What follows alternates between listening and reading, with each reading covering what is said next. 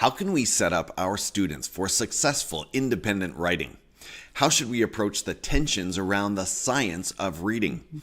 And what does the art of teaching literacy look like in a modern, research-aligned classroom? Welcome back to another episode of the Teachers on Fire podcast, airing live on YouTube most Saturday mornings at 8 a.m. Pacific and 11 a.m. Eastern. My name is Tim Cavey, and my mission here is to warm your heart, spark your thinking, and ignite your professional practice. Today's Teacher on Fire is Leah Mermelstein. Leah collaborates with school districts, education professionals, learning organizations, and families to enhance K-6 literacy instruction and promote literacy development. You can contact Leah at all of the following places. Let me just pull the banner off of the screen there so we can see these places. You can connect with Leah on LinkedIn, on X at Mermelstein Leah, on Instagram at Leah Mermelstein Consulting, and Substack, leahmermelstein.substack.com. That's how I found Leah. That's how I came across her work, and at her website, leahmermelstein.com. Okay. Well, Leah, good morning to you. Thank you so much for coming on the show. Are you, my friend, ready to light it up? I am, Tim. Thanks so much for having me. What a pleasure it is. Thank you so much for accepting the invitation on short notice. It's a pleasure and an honor to have you on, and I look forward to learning a lot. All right, let's talk about your most recent book.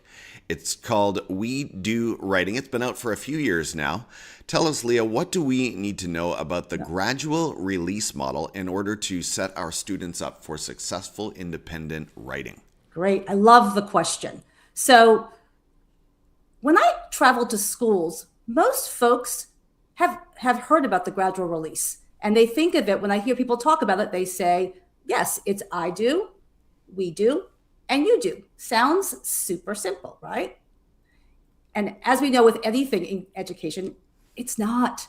And so there's two things I tend to see that it's kind of the tension in this work and the paradox that we have to think about. And the first one is just inherent in the word gradual release. Very often I'll go into a classroom, and in one lesson, in 10 minutes, you go from I do to we do to you do. I've heard some teachers talk about it as a nosedive into independence. And so the idea that gradual release is always in one lesson is something worth talking about. Sure, can it be? Yes, but sometimes it's not. More often than not, I find it's not.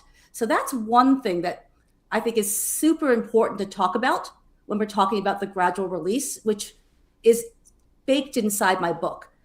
The other part of this is it sounds so neat. I do, we do, you do. It sounds like, okay, we go in this straight line and then everything magically is impactful. Not what I see in my observational data when I'm in schools. It's messy. And we've got to, as teachers, manage that tension. Sometimes we start the I do, we go to we do, and we think, whoops, got to go back to I do. Sometimes it makes sense to start in the you do. Watch what kids do. Then you're able to get super precise language about what to do in the I do. Professor Pearson actually said to me when I was writing the book, he wished when they created this that he had started with you do. I thought that was super interesting. Sometimes you watch your students and you think,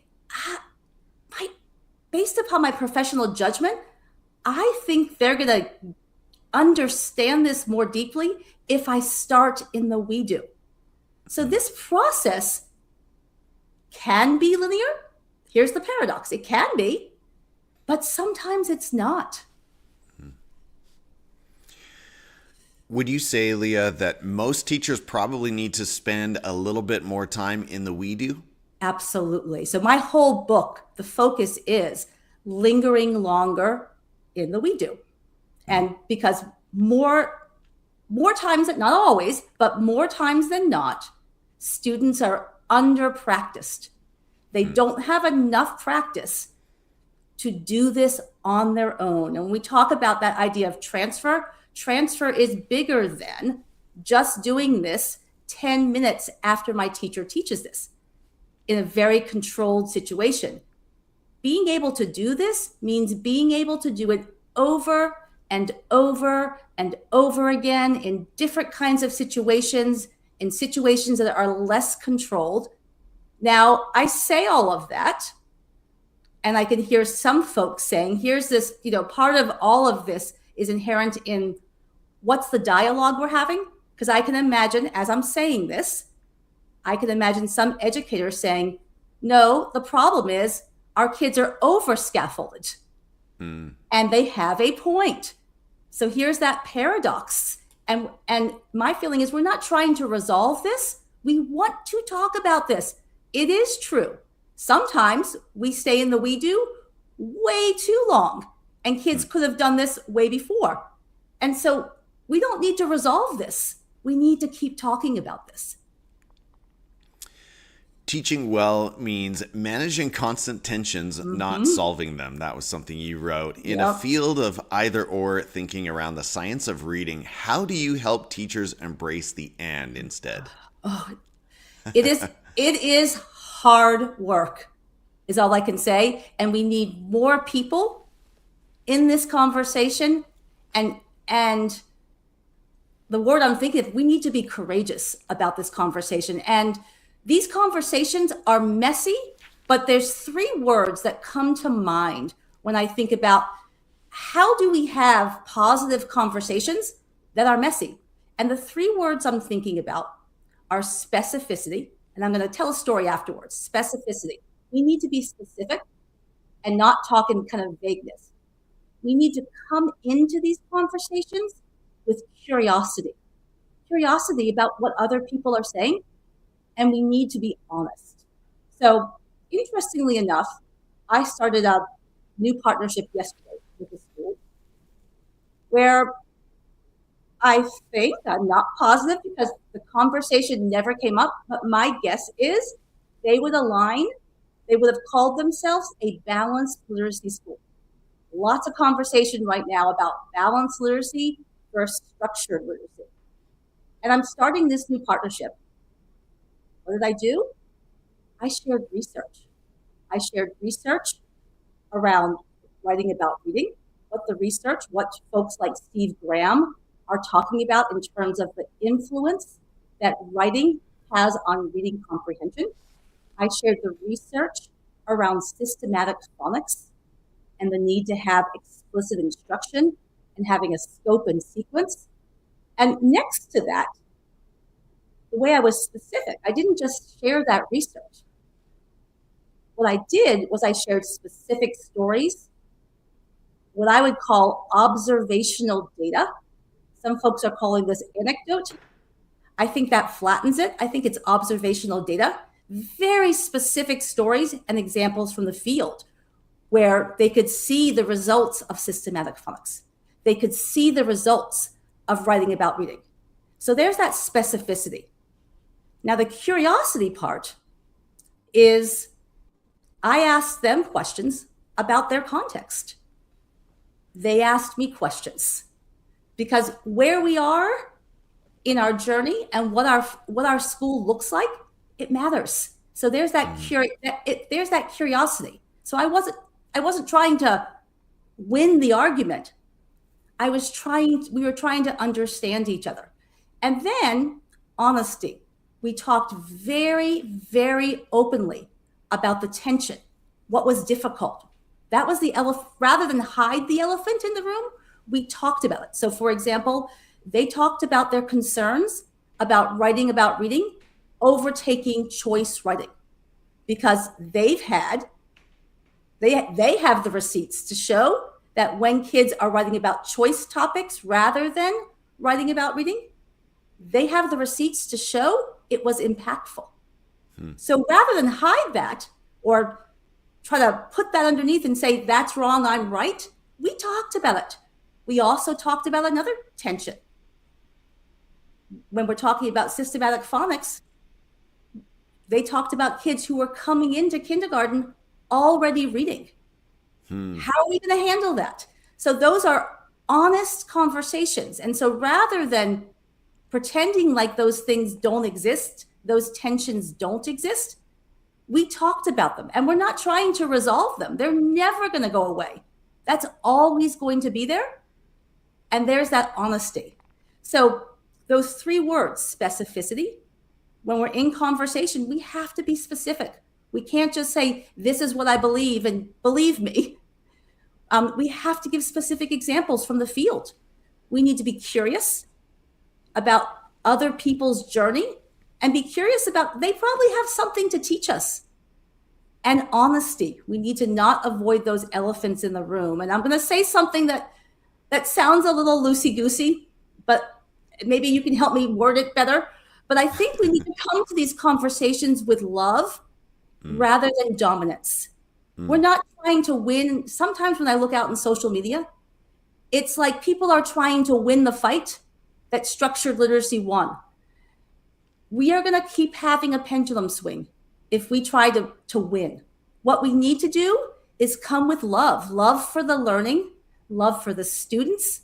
It's responsible conversation. We can't just say, this is what I think, and believe me, we need to be specific and curious.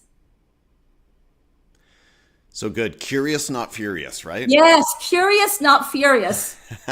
Yes, I love that. I like those 3 keys: specificity, curiosity, and honesty. I think that is, those are good guidelines to follow in all of these learning conversations. Yes. Leah, you've talked about scaling shared collaborative writing across K-5. Yes. Tell us, how does collaborative writing act as the missing link between a teacher's demonstration and a student's independent work? Great. That gives me a chance to talk a little bit about my We Do Writing framework that's inside of my book. So when we think about kind of the idea of one, scaling it and improving writing, I'm going to talk about 2 things I saw in my work that helped me think about kind of scaling and collaborative writing. So one of them was that something we've already talked about, is that teachers were not lingering long enough in that we do phase for the most part. And so having a framework where you do linger is gonna support that scaling of it. And I want to back up for a second and say that the We Do Writing framework can be layered onto any resource a district is using. So it's not something you purchase separately. It's just a way to look at what you already have. The second thing, which I haven't talked about yet, is that what I was seeing also was that even if folks were lingering longer in that we do phase, my observational data showed me that the instruction wasn't precise enough. So folks would say to me, oh yeah, I do shared writing. But what I was seeing is that every single thing about shared writing was clumped together in one shared experience. So a teacher could be talking about grammar and sentence syntax in 1 second, and the next second she's talking about how to spell a word, and then do we need a question mark? And so the instruction in that we do phase was not precise enough.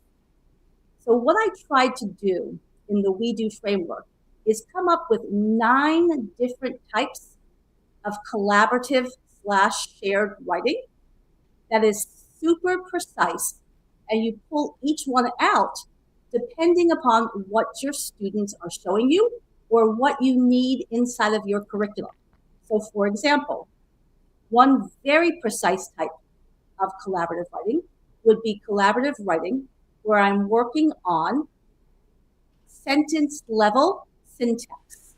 So that might be syntax, grammar, vocabulary. And so as a class, we are first composing. We're coming up with what will this sentence sound like if we're trying out new syntax or grammar, which might very likely come right from our curriculum or our resources. And once we compose it together, we are practicing that out loud with the idea, if we can say it well and in more complicated ways, that's going to help us to be able to write it well. So in that conversation, we're not talking about how you spell those words. I'm lessening the cognitive load. I'm trying to do less kind of clumped together. We're talking very precisely about crafting writing at that sentence level by saying it out loud. Now, that particular kind of precise instruction can be done at the shared level. So I can be, as a teacher, I can be doing it, the kids are helping me. It can also be done at the guided level. Kids are doing it, and I'm helping them. Or it can be at the applied level. Kids are taking that work that we did at that sentence level, and they're applying it to a new topic. There's 3 so far. So then a second kind of shared / collaborative writing would be writing that's focusing on the conventions, so phonics, phonemic awareness, punctuation, handwriting.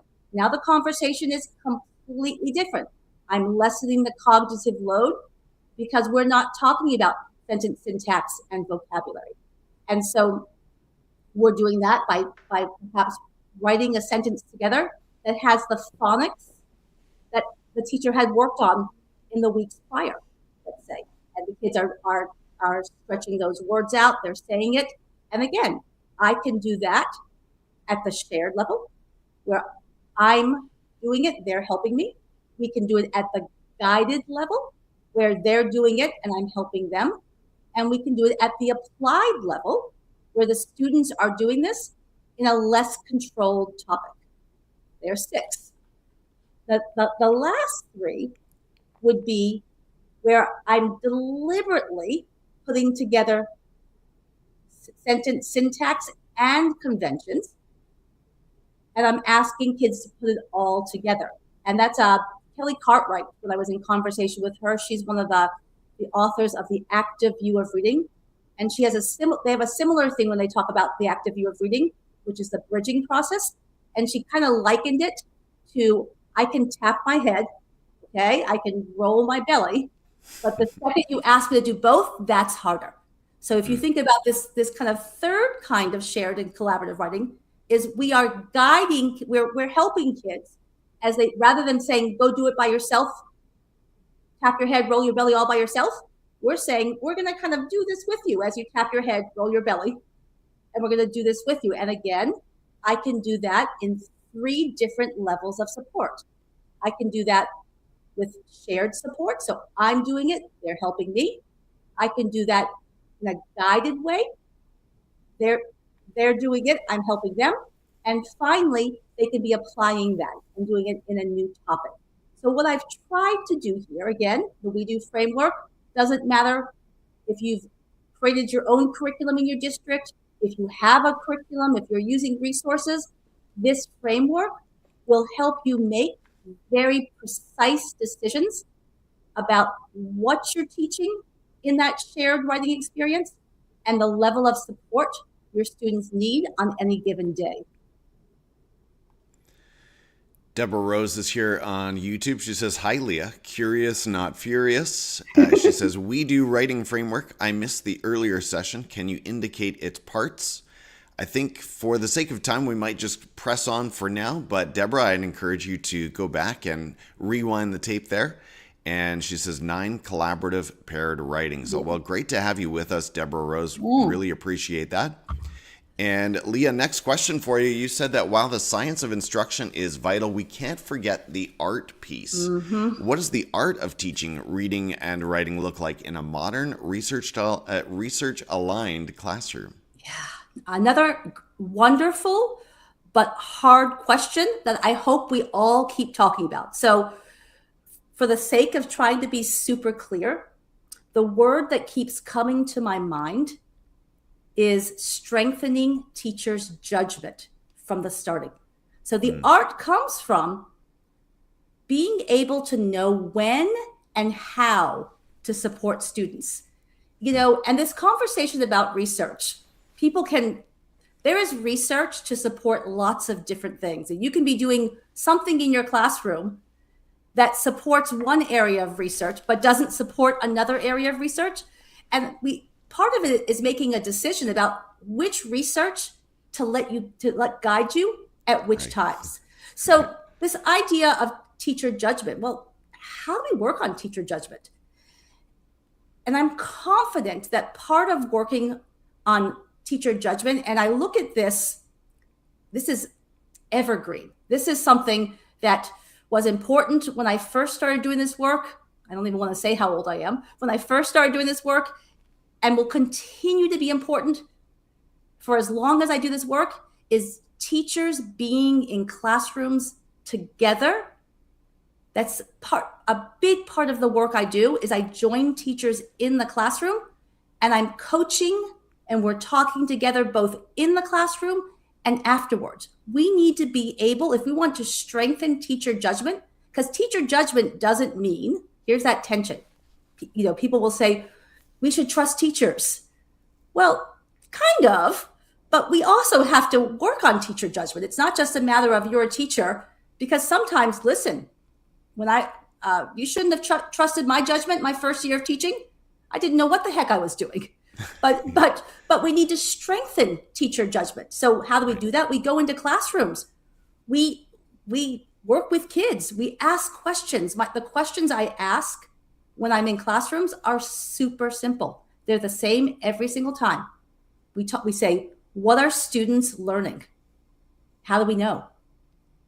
Like, is it something they said? Is it something they do? Then we are honest. Even if I'm the one modeling, I will say, look for the confusions, because there will be some. Where were there confusions? What can we do to untangle them? And sometimes right in the classroom, we try to untangle them. So we are by doing that, we are strengthening teacher judgment. And, one of the things that John Hady talks about, he talked about this in a recent podcast, and I think it's super important. So often right now in this heated literacy conversation, people will take examples of teaching that didn't go well. So for example, I'll hear folks say, well, small group work doesn't work because all the other kids are off task and you end up teaching less. Is that true sometimes? Absolutely. Is that true in an excellent teacher's classroom? Absolutely not. And what John Hady says is, rather than studying the examples where it doesn't work, we need to have the courage to study the examples where it does work, and help all teachers learn how to do that. And to me, that's the art of teaching, and really strengthening judgment to create excellent teachers. The other thing I think we need to have a bigger conversation about is, and I know why this is happening. I'm old enough to know why this is happening. And I think we have to be brave enough to try and stop it. So when I first began teaching, teacher judgment was on top, and research was frankly ignored in many situations. So there was research that was glaring in front of us that schools did not have access to. And so teachers were able to say things like, well, I believe this, or I think this. So judgment trumped research. I think, or I'm confident, what's happening now in many places is research is trumping judgment. And, folks, for lack of a better word, I'm out in the field, and many, many teachers are feeling gaslit. They're seeing the receipts in their classroom. They're seeing impact. And then people are saying, well, research doesn't support that. And what we really need is to stop the pendulum swing. How do we do that? I'm confident that we do that by putting research and judgment on equal footing. Wow. That was a mic drop moment right there. Thank you, Leah. And thank you for joining us, educators. If you're finding value here, go ahead and give the video a like. Leah, I'm going to skip a little bit forward in our plan today and jump to this question. You've noted that feedback is only as good as what learners can do with it. What is one common type of feedback teachers give that students can't actually use, and what should they offer instead? Great question. So I'm not sure if it's actually feedback that they can't actually use, because I think lots of feedback in different ways can be used. I think the word I keep putting in front of feedback is the feedback needs to be transformative. And when is it transformative? It's transformative when students actually use it over and over and over again. So I'm going to give two examples because I think here's that specificity. So I'm going to be vulnerable here, and I'm going to actually talk about some feedback that was not transformative. I'm still trying to figure it out because alongside all my consulting work, I also work one-on-one with students. And so I was working with a student this week. I know, because I'm in collaboration with his teacher, that there has been explicit instruction on slowing down, reading your writing, going back to revisit things. They've practiced it as a class. He's been guided in this. And as I began to talk to him about it, he said to me, I don't do that. I do not do that. I don't do that. I like to finish things as fast as possible. Right. And we've been there. I'm trying to talk to him. The instruction was right on. Right now, he is not going to use that over and over and over again. So maybe if I go back to your question, what's not helpful is to pretend like there is one way to give feedback, because that one way, what I just talked about, is research-based. It's explicit instruction. There was modeling, he was guided, practice, and he just said no. And he wasn't saying, there's a lot, I could go on and on about why, but this is going to be really using teacher judgment to think about, what do we do next? I have lots of ideas, and we will get there. I'm 100% positive. But if he's not using it, it's not good feedback. I want to give a second example of a time when feedback worked really, really well that doesn't look like the kind of feedback that research might support. Well, probably does. But some folks would say that's not how you do feedback. So there was an 8th grade teenager who was in the 8th grade classroom. They were working on literary essays. The class was reading The Outsiders, and this particular girl's theme was about removing assumptions when you're talking to people. And so she was kind of looking at the characters and how those characters talk to each other without having assumptions about each other. What I knew about her was that she was very, very anxious about her conclusion. She said over and over again, I always repeat myself in conclusions. I always repeat myself. So I'm listening to her, I'm listening carefully to what she's saying. And when I sat down with her, I asked her to reread her essay, and I asked her to talk to me, to say, now that you've done the essay except for your conclusion, what have you learned about when people are in conversation and they don't make assumptions? And so she's talking. She doesn't know why. I asked her this question very deliberately. She doesn't know why I asked her this question, and that was purposeful. I wanted her to just talk from the heart. And she said, well, what I learned is that relationships are mended. Bonds are strengthened. Looking at her essay, none of those words were in her essay. So what I then said to her is, you just solved your own problem. By going back to reread your writing, you can move now from summarizing in your conclusion to synthesizing in your conclusion. And so it ended up being, she talked more. This is probably a controversial word to say, I was a guide on the side. I was a guide on the side there. I explicitly taught afterwards, but my teacher talk was incredibly deliberate. Now, I just read a research study yesterday that talked about the idea that the quality of teacher talk is more important than the quantity of teacher talk. So it's messy. Am I suggesting that we don't use explicit instruction? Absolutely not. But here's that paradox. Here's that teacher judgment. I had to think to myself, what's going to make it so that she understands conclusions and synthesizing over and over and over again? And I can tell you from talking to her, she understands this. That was so good, and that will have me thinking for a while. So it's quality, not quantity, that is really the key in terms of the teacher talk. Leah, you've worked to bridge the gap between the classroom and the living room when it comes to literacy. What is the most important shift a parent can make to support a child who is struggling with ELA in the classroom? I've heard this question many times.